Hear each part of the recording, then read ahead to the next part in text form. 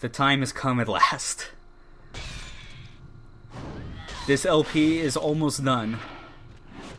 But not before we show off one final thing. We obviously skipped over one last mission that was in both Black and Sigma's mission mode. But we're gonna go ahead and start doing this. This is the Eternal Legend.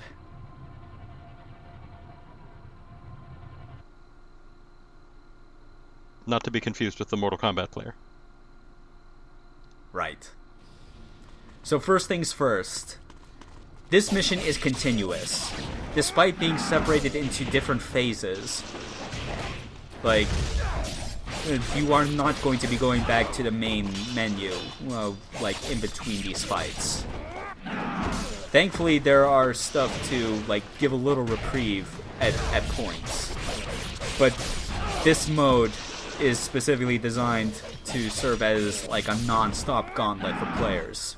Like, if you've bested everything, like, in the mission mode up to this point, you are ready to take on, like, a half-hour gauntlet of damn near every single enemy and boss that can possibly fit into this game's arena.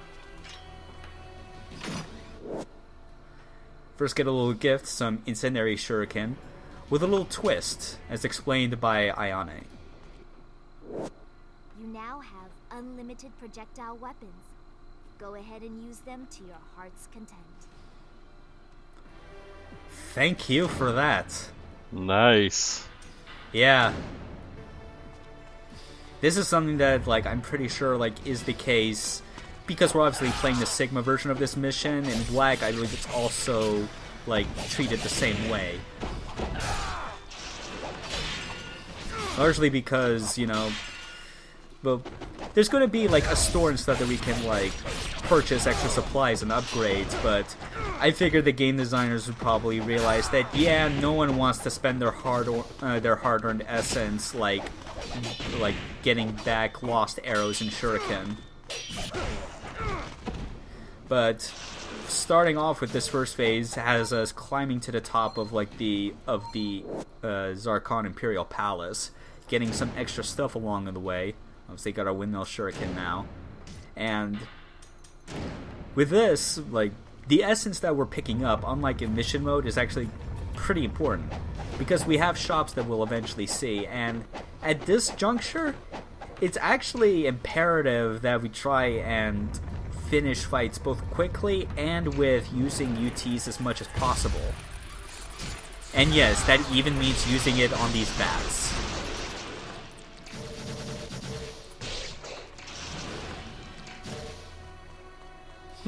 Not gonna chain him forward a little bit? Not really. Like, I practiced this multiple times and found it didn't make much of a difference. One thing we're obviously missing out on by playing this on Sigma and not Black is that those crows are invincible. So, like, if you were playing Black and you wanted, like, some extra, like, essence chaining strategies, you would try and, like, line up, like, Ryu's, like, line of sight with the crow, jump at the right moment, and then throw, like, the incendiary shuriken or windmill shuriken at the crow to kill it, and then, like, save that essence until you go into the next combat encounter, and then immediately chain it. Obviously, you know, this game, for whatever reason, decided to forego that, despite having other animals like bats and rats be killable. This phase is also the one where it's really easy to screw it up hard because of how small your health bar is. Like, as you'll notice, like, it is the same default size as what we had when we started the game originally. So when you're throwing in stuff like windmill shuriken into the mix, like, you start being faced with things that remind you of very hard Master Ninja. Like, whenever you start that mode.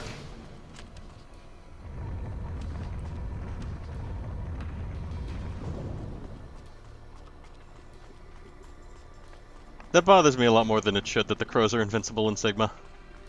Yeah. Nothing should be spared from Ryu's wrath. Exactly. Got a little potion from that chest, which is the only potion we have at this moment. And now this is an important place for farming essence, because this chest will spawn, like, I believe it's 4 waves of bats. So, trying to absorb as much of this essence completely while saving 2 orbs, and hopefully get us as close as possible to the 10,000 mark. Because once we go through that portal, we will face a battle that, once it's completed, we will have finished the first phase, and finally get access to both the shop and a safe statue. So yes, like that's something pretty helpful, is that you can save your progress during the Eternal Legend. You don't have to like be persistent or lucky enough to actually sit through this mode for like half hour in order to get it. We also have like most of our weapons here, but as you'll notice, like especially with the dragon sword, they aren't fully leveled up. So that's something that we'll have to keep in mind. Like, depending on what your playstyle is, you'll want to save up plenty of essence to like upgrade the weapons you prefer. And that's what happened to Rachel. And we're expected to get her out of there. She got Han Solo'd. In the meantime, fight Masakato in a horseback archer in this tiny arena. This arena here is like so genius when you think about it in the context of mission mode, just because of how small and completely isolated it is from every other like area in the game. Because Ninja Gaiden 1 like is doing a lot to kind of like cram as much as it can within its memory limitations, both like as far as like amount of enemies you can fight, items in the environment, connecting areas so that you can have a smooth transition between them. With this area, just suspending in fucking space with the raddest skybox ever. Obviously you're not seeing this fight, but you're gonna get a whole lot of like encounters with multiple enemies that starts to like border on like what is possible in Ninja Gaiden 2, a game which from the outset made it its MO to have Ryu like facing like 12.5 dudes like on average. Correct me if I'm wrong on this, and I can't remember if you mentioned it. Is this the same as one of the Hurricane packs that they had in the first Ninja Gaiden? Yes, it is. This is Hurricane Pack 2. Okay. Like a lot of the post-game stuff that you saw in Black for like the campaign was all based on what was in the first Hurricane Pack, which featured like a harder and rebalanced campaign, with an additional move that Team Ninja decided was that had to be taken out because it was too unbalanced. Just a shame. I'll never get to see what the intercept maneuver was like. Actually, I can see what it's like. I can just look up YouTube videos, but there's so few of them. And yes, for the purpose of this video, I'm like cutting out all the moments of me in the shop and just showing like a little text recap of what exactly it is that I purchased with my essence. I'm sure our viewers will thank you. Yeah. Because if there's one thing I kind of don't like doing when it comes to like recording games, is like having time spent in menus, you know? Because that's what RPGs, and ostensibly that's like why screenshot LPs exist. I know some people aren't always fond of them, but I always like appreciate that like as an option for games that would like have a lot of like passive or like menu-based actions going on. Ninja Gaiden's mostly action, so obviously like this format is perfect for it. But you know, I want to keep it as focused as possible.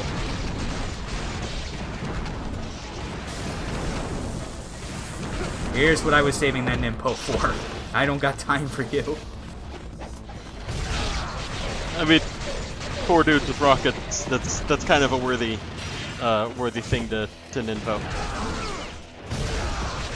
Like, you're already seeing right here, even though it's just like on one type of enemy, which is like the humanoid, like military riot cop type enemies, they are like they are not wasting time throwing every like possible like enemy configuration at you.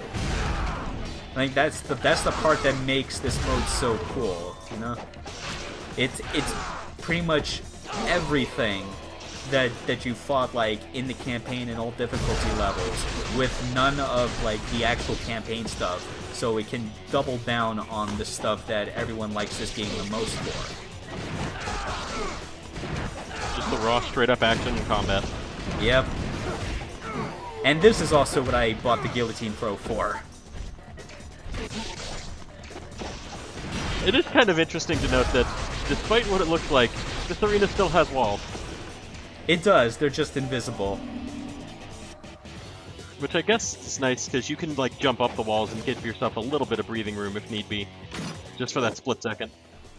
Or depending on the angle that you approach it at, in which position, you can like wall run like quite a distance. So yes, we've been fighting military enemies, and of course we get the military boss. Not gonna waste any time with this asshole.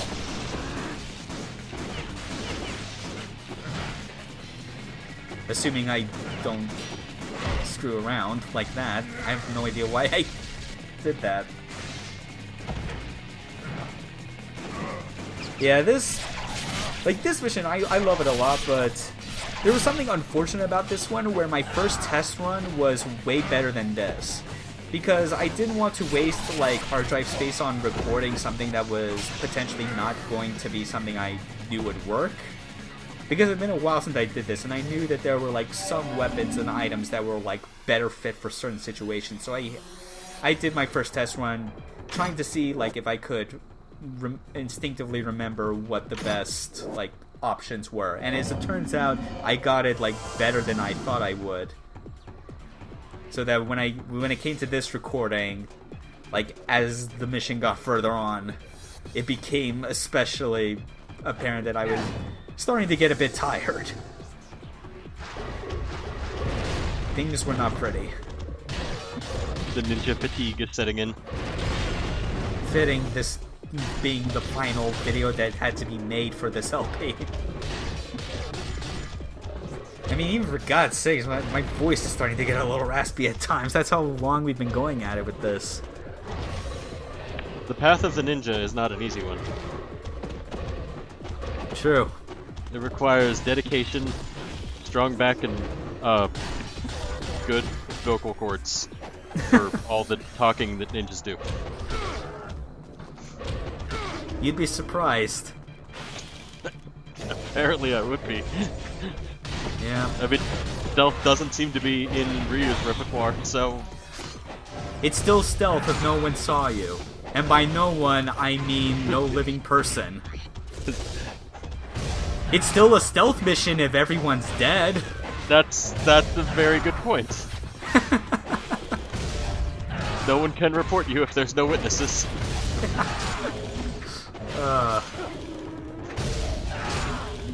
Those really are the best ninjas. Video game ninjas in general are the best ninjas I feel I've come to find. Like, not any, like, I can't think really like of any ninjas in other media that come close to characters like Ryu or Joe Musashi or Hotsuma, or hell, I'll throw Strider in there, even though like his profession is technically a Strider, but let's face it, he's a future ninja. Yeah. I would call Strider a ninja as well. I'm trying to think of any like ninjas in movies that have really been... Wow, that was a lot of pillbugs you just wiped out. Any ninjas in movies that have been like noteworthy at all. And I'm drawing a flat blank. Because the kind of ninjas that I described are all the ones that are like flying in the face of people that think that characters need to have like outwardly defined personalities and like traits and weaknesses and things like that. You know? Like, yeah. Ryu, Joe, Strider, like all of them, they are avatars. They are avatars for the player to like take on damn near impossible challenges from the comfort of a video game controller playing something on their TV. Without all the physical strain. Mental strain's certainly there. I mean, I've sure felt it, but Like, that's what makes me like them a lot, and Ryu the most. It's just no bullshit, no frills. Quick, efficient, ass-kicking.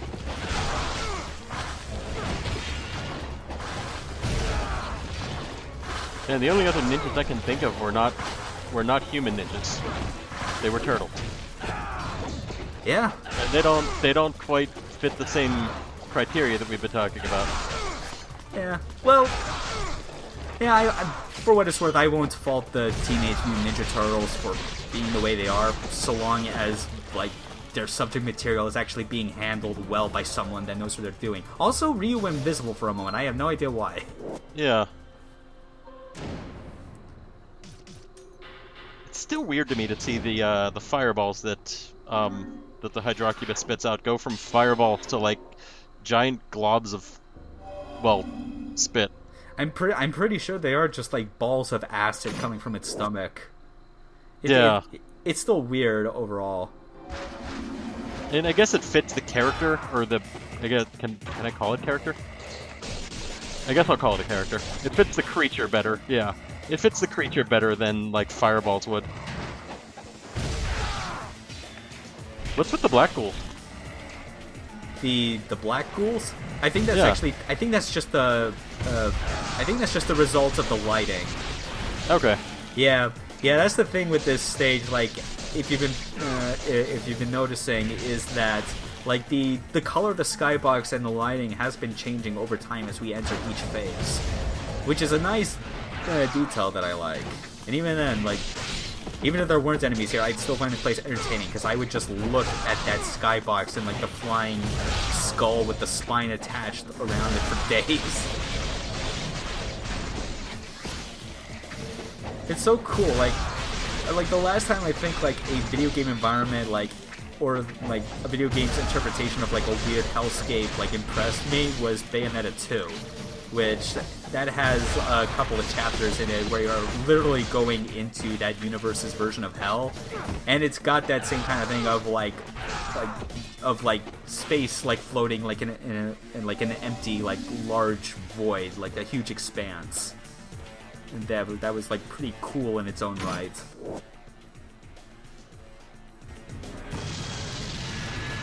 They're just throwing one boss after the other. Like, first we had ninjas and samurai, then we had military, and now, like, Phase 3 I feel like this is the point where I was definitely starting to get the fatigue because of how much of the overall enemies in the game are actually fiend-based, you know? Like fighting the ninjas and the SAT and military felt like they went super fast just because of how, you know, Phase 3 is peppered with a bunch of bosses because most of the bosses are all giant devil monsters. This is just absolutely relentless. Which makes it all the sweeter when you actually do get to beat it, you know? Because even whether you do it in one sitting or you actually take breaks in between, the latter of which I did not do, it's probably the problem with how I was feeling. But it just feels so good. It's like the best sense of satisfaction you can get from this game. Aside from beating on Master Ninja, of course. I mean, that's the ultimate satisfaction you can get. Because you just, like, you basically went to hell itself and came back alive.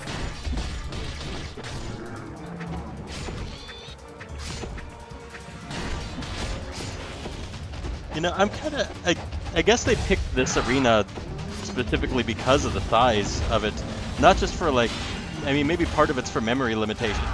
But I just realized exactly how absolutely broken a bow with infinite explosive arrows or infinite ASDFGH cores. Just infinite projectiles in general, because it applies to every weapon that you have assigned to the B button. But yes, I see what you mean by it. Like, because of the small size, that means you have like next to no chance of like playing a keep away game. Yeah, you're forced to fight.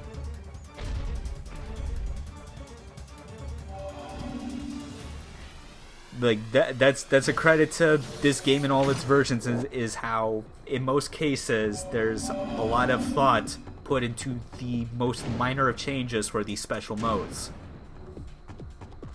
Now, which chest? Oh no, not this one.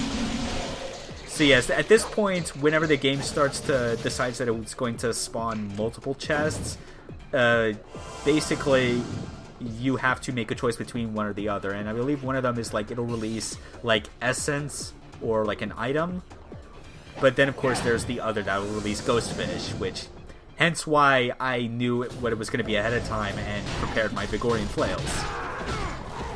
Like, if you play the harder difficulties of Ninja Gaiden for long enough, you start to get into that habit every time you reach a chest. Yeah, you do.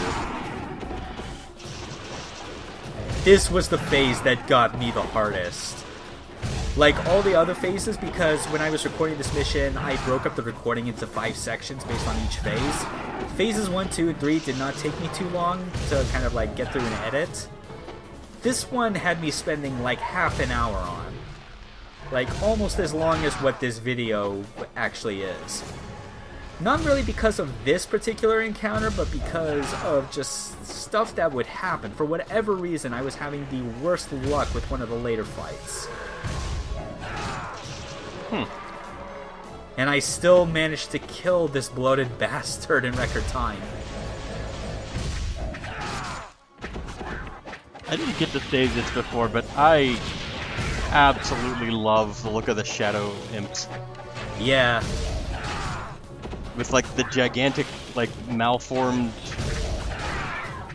almost insect-like claws, the eyes coming out of the mouth with the teeth still like sticking around them. It's just a beautiful, like demonic, hellish design. Yeah, it makes a bigger impression than like the regular imp themes do, which are like, aside from the fire effects, pretty much just a recolor of the lesser ones.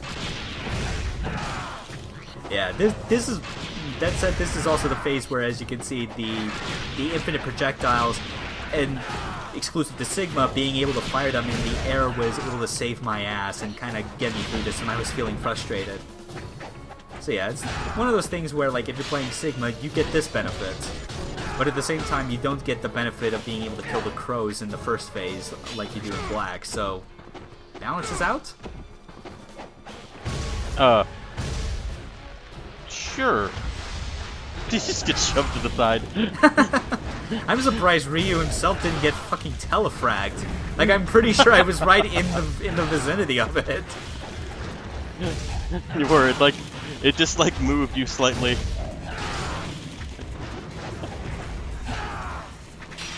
And yeah, and this is actually one of the sort of like tricky things you have to deal with when doing the trying to do an on-landing instant ultimate technique, is because of those invisible walls and the size of the arena. Like, you saw me a couple times, I was trying to like get to a good distance to charge an ultimate technique and like get the right angle, but because I would temporarily forget that there are invisible barriers that are counted as walls, that Ryu would stick to them, and like that would throw off my timing for being able to do the instant charge, you know? Yeah. Like, it's always like a good like thing to learn. Like, if you're going to be like playing Ninja Gaiden seriously, it's a good thing to like understand what the timing is for on landing. But it'll always throw you off, like, if there's the slightest like obstruction or change in that environment. So here we fight Doku. This was the fight that was giving me the biggest trouble, and it is also where, if you remember in Ninja Gaiden Black, the Master Ninja Tournament final is where this comes from. So Eternal Legend, because when the DLC was originally coming out, Hurricane Pack 2 actually came out like literally after the Tokyo Game Show where the tournament finals were. So for the finalists, they basically got a preview of what the end of it was like, right before the rest of the player base were able to play a much larger and expansive version of this gauntlet. And yes, because of how because this is mission mode, it's still following the same general rules of if the boss kills one of the enemies before you do, it's gonna respawn. And having these windmill shuriken bastards respawn every time is the biggest problem. They seem to be a lot better at dodging you than they are at dodging Doku. Yeah. I mean, they'd probably be better at it if they were able to just look. No, they've got fabric in front of their eyes. Yeah, but this is like the ultimate techniques in this fight is what ultimately like saved me for most of it. You know? Yeah. All right. I remember that one being a big pain in the butt for me too. Yeah. The ones after the one right after this isn't too bad, but the fact that like I'm like half out of health and I have 2 great elixirs that I do not want to spend like all willy-nilly, because this mission has like the hardest cap on like what consumable items you can carry. Because you might have noticed that I can only hold up to 4 regular elixirs of spiritual life, 2 great elixirs, and I believe, yes, it's 4 elixirs of Devil Way. There are no great elixirs of Devil Way in this mode, so you're down 1 type of potion. Like, that's how intense this whole challenge gets by this point. So, and at this point, I'm basically trying to play this fight as safe as I can. Trying not to do anything too reckless, because after this fight is when the phase ends and I can save, and I do not, and at this point I was really not wanting to have to go through all this shit again. That's very understandable. At least Marbus, whatever, Marbus. Mm-hmm. At least Marvin's not one of like the more supremely difficult bosses. Yeah, because a lot of it is him just hanging back in the air, and there's pretty obvious tells with a lot of what he does. Yeah, I mean it's not like they stuck Awakened Alma or something down here where it's almost completely up to RNG whether you're going to get a hit or not. Yeah, the fact that there are no fights where you have to battle 2 bosses at once is a very good thing for this mode. I'm pretty sure just the whole Giants of the Underworld category in mission mode was a thing that, like, even like the higher ups working on Black were somewhat questioning themselves of if it was going too far. But then Itagaki, of course, decided, no, of course we're not. What do you think? Like, we're gonna be that, like, looking down on our player base, thinking they can't handle the challenge?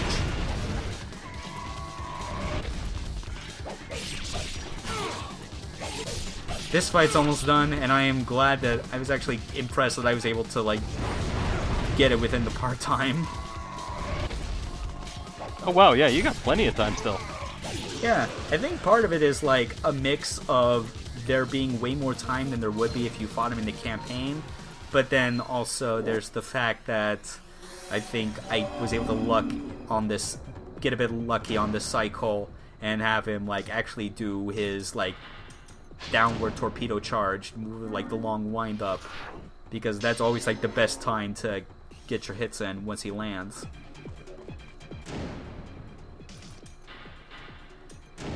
Get out my ghost fish protection items. Yay, ghost fish! More essence. You've not been. Wait, there's more. more. Ghost fish. The gift that keeps on giving. This ghost fish doesn't want to fucking die. Oh, you want more?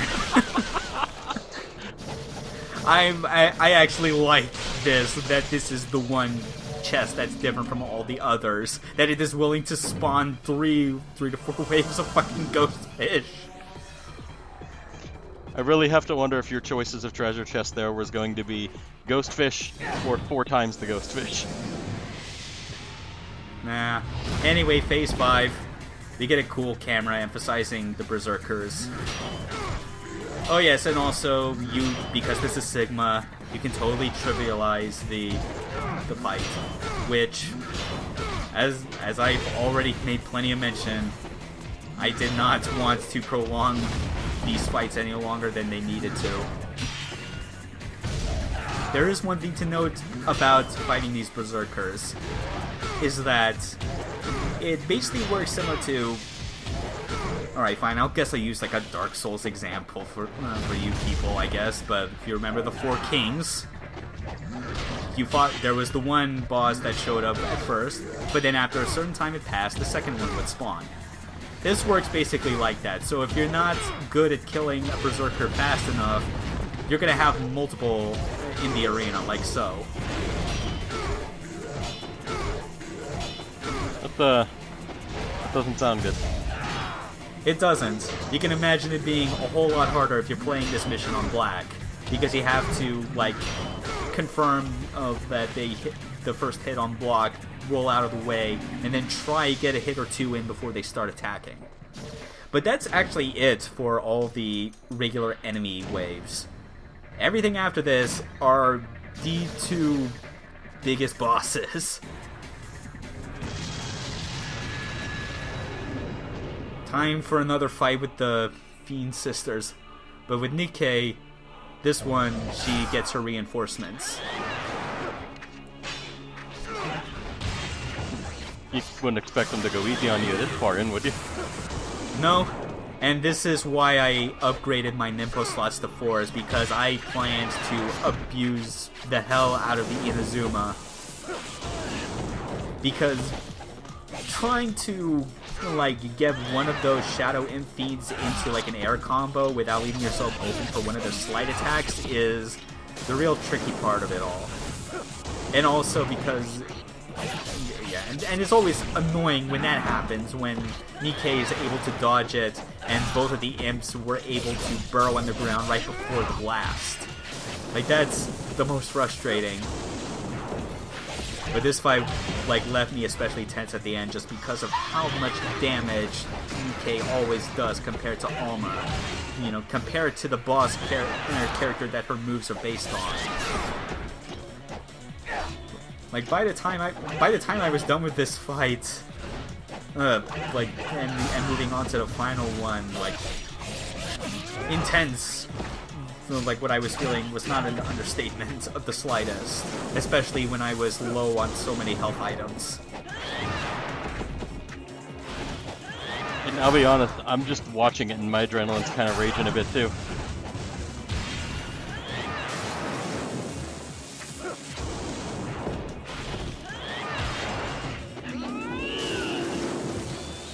Oh, that was so close. Thank you, Lightning, for saving my ass.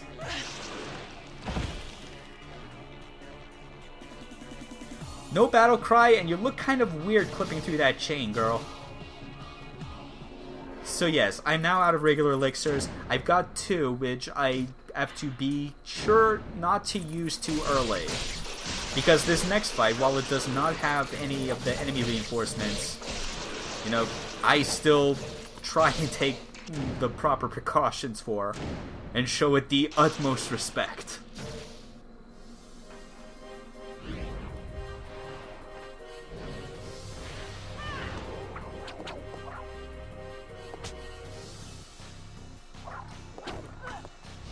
I applaud you, VSW60, for not saying anything during that animation. Yeah, it's Itagaki. No, that's Hayashi's. Like, oh, Hayashi, you're right. Yeah, Itagaki never wanted this kind of shamelessness in his esteemed Ninja Gaiden games. They're still going.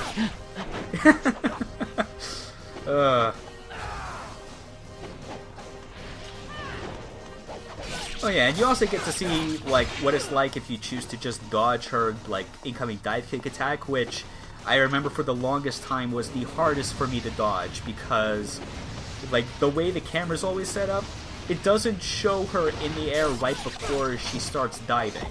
And no, she's almost always off screen. yeah, and it's was always super, super hard to like know what the right timing was, even when you heard her audio cue. And I'm convinced that because that is the only time she did her like swing around the arena move, I'm positive that me dodging that with the perfect timing was just a fluke. But you know it's not a fluke. Like, me, like, not having to use an elixir during this fight, and will I get the par time? Even I don't remember. No, I won't, actually. Shit. I was getting my own hopes up watching my own damn video. I mean, you still kicked her ass pretty thoroughly. Yeah, like Ishtaro's is the most intimidating boss fight in Ninja Gaiden 1 just because of how fast and relentless she is. But if you attack at the right opportunities that I've demonstrated thus far, you know, play it safe, and slow and steady wins it. And we did it! We've completed the Eternal Legend! Oh, and we saved this girl too, I guess. She's not stoned anymore. Well, maybe a little bit, it looks like. Sure. And there's my karma score.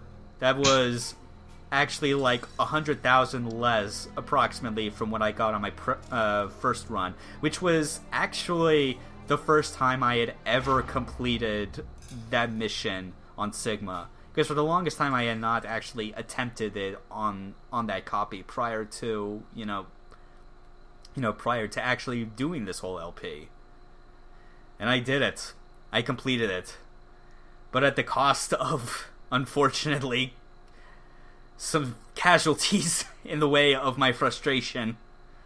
Something that I'm positive I don't actually have a problem, but I ended up breaking my DualShock 4 while recording this mission.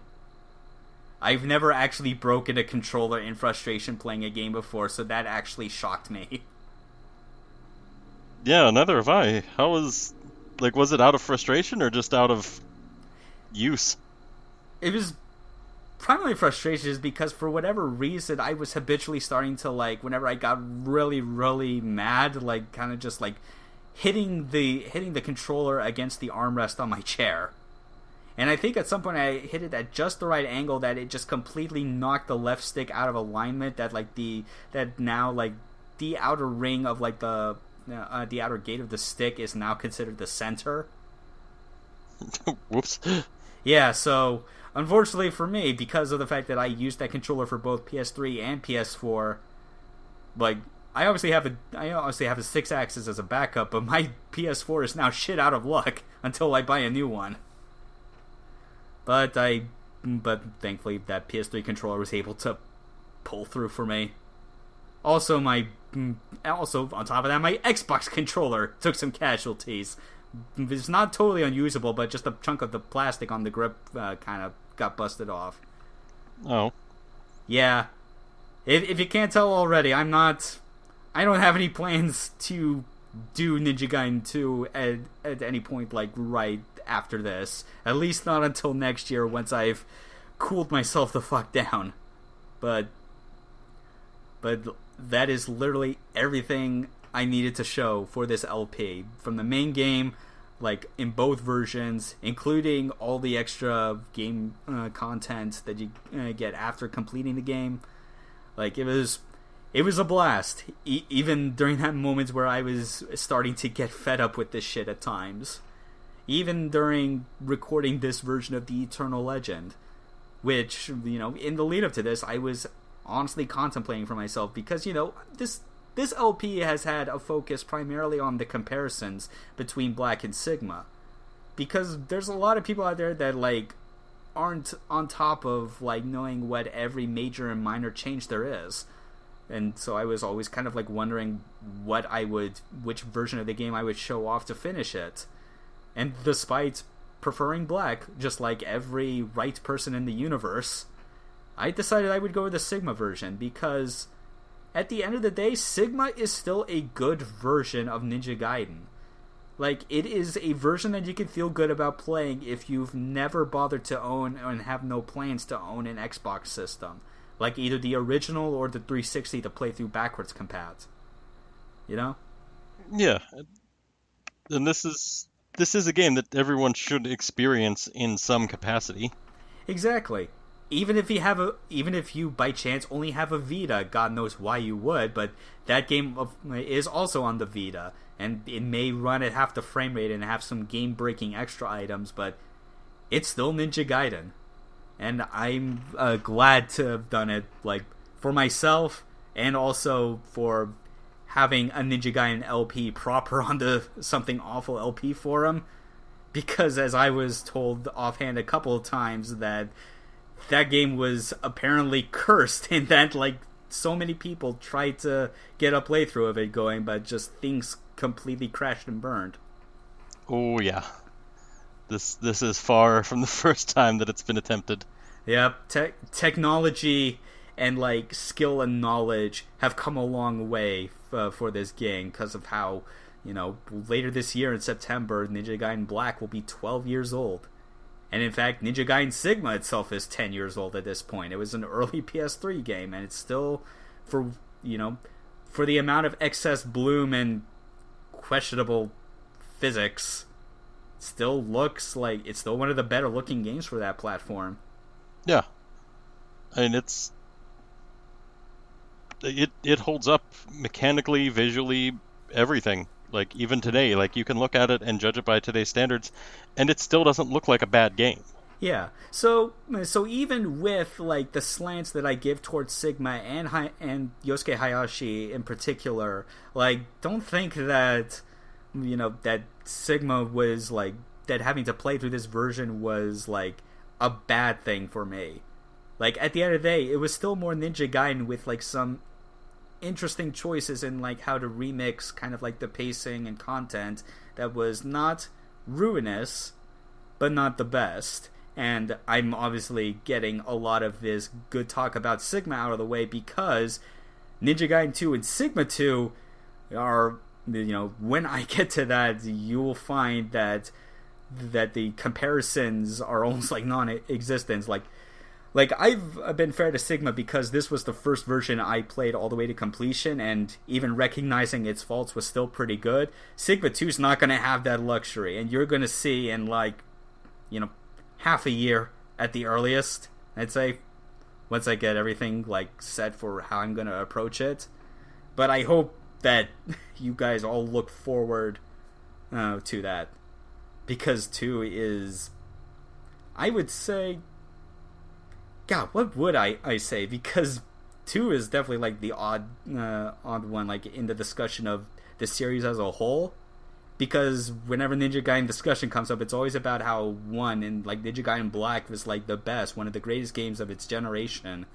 And then there's the other end, which is talking about how Ninja Gaiden 3 completely shit the bed on everything. But 2 always ends up feeling like almost like kind of forgotten or underrated. I mean, I kind of forgot about it, admittedly, until the LP started. All I've ever gotten to play for it was the demo, and it seemed really good.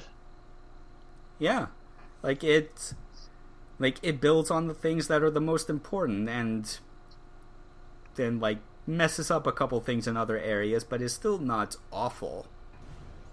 And, you know, yeah, I mean, nothing's perfect. Yeah, I mean, like, you can watch videos or like get or previews and stuff to get a taste of what's to come, but I can promise, like, what you saw, like, the attention to detail put into showing off these two games side by side, what they do well, what they do not, it's going to continue for Ninja Gaiden 2. Thank you again for watching. Be one of the greatest classic games of our time. See you. Thank you for having me. Yep, it was good having you as well. I can't wait for 2.